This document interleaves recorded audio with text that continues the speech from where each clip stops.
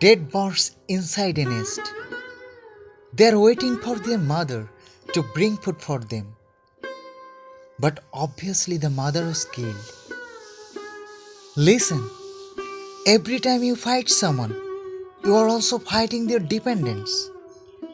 Don't be the reason why someone is in pain. Don't kill someone else's dream just because you don't agree with their ideas. Words have power. They can bring either life or death. Instead of discouraging someone, support them with encouraging words. Because in the end, you are not gonna pay for their bills. Don't be the reason why they quit on their dreams.